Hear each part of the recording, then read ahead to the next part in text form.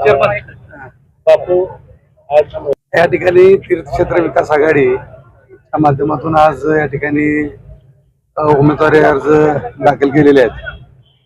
तीर्थक्षेत्र विकास आघाडी आणि महाराष्ट्र नवमान सेनेच्या वतीनं या ठिकाणी टाकळी पंचायत समिती गणातून महाराष्ट्र नवनिर्माण सेनेचे पंढरपूर मंगळवेढा विधानसभा अध्यक्ष अनिल बागल यांचा उमेदवारी अर्ज दाखल केलेला आहे. अतिशय उत्साह आहे.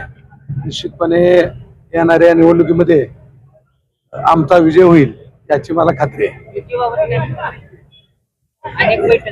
नाही झालेलं आहे ना, झालेलं आहे, झाली युती झालेली आहे. तुम्हाला अर्ज भरण्याची मुदत संपल्यानंतर निश्चितपणे तुमच्या समोर, तुमच्या डोळ्यासमोर चित्र येईल.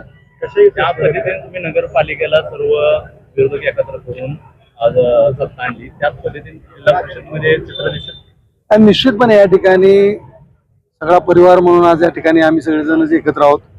नगरपालिकेला ज्या पद्धतीनं त्या ठिकाणी सगळेजण एकत्र येऊन आम्ही ताकदीनं निवडणूक लढवलो, त्याच पद्धतीनं या जिल्हा परिषद आणि पंचायत समितीमध्ये देखील आम्ही सगळेजण ताकदीनं निवडणूक लढवून या ठिकाणी निश्चितपणे पंढरपूरची पंचायत समिती असेल, मंगळवेढ्याची पंचायत समिती असेल किंवा जिल्हा परिषद असेल, निश्चितपणे या ठिकाणी आमचे सगळे उमेदवार विजयी येतील याची मला खात्री आहे. कल्याणराव काळे यांची भूमिका वेगळी आहे असं समजतं, तर गणेश पाटील हे परिचारकाच्या जांभळीला बांधले गेलेत अशी देखील चर्चा आहे.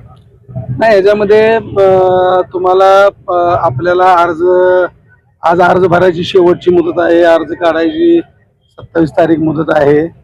या ठिकाणी निश्चितपणे सगळेजणच या ठिकाणी एकत्र येऊन ही निवडणूक अतिशय चांगल्या पद्धतीने आणि ताकदीने आम्ही लढवू याची मला खात्री आहे. विठ्ठल परिवार एक संघ आहे. नगरपालिकेमध्ये सगळ्या जनतेला त्या ठिकाणी लक्षात आलेलं आहे की विठ्ठल परिवार एक संघ आहे आणि एक संघच राहील. नाही, निश्चितपणे या ठिकाणी जनता आमच्या पाठीशी आहे. येणाऱ्या निवडणुकीत सर्व जनता आम्हाला भरभरून आशीर्वाद देईल, मतदान करेल आणि निश्चितपणे या ठिकाणी बदल घडेल याची मला खात्री आहे. 100% ज्या पद्धतीने नगरपालिकेच्या निवडणुकीमध्ये आम्हाला विजय मिळाला, त्याच पद्धतीने जिल्हा परिषद आणि पंचायत समितीमध्ये देखील आम्हाला विजय मिळेल याची मला खात्री आहे.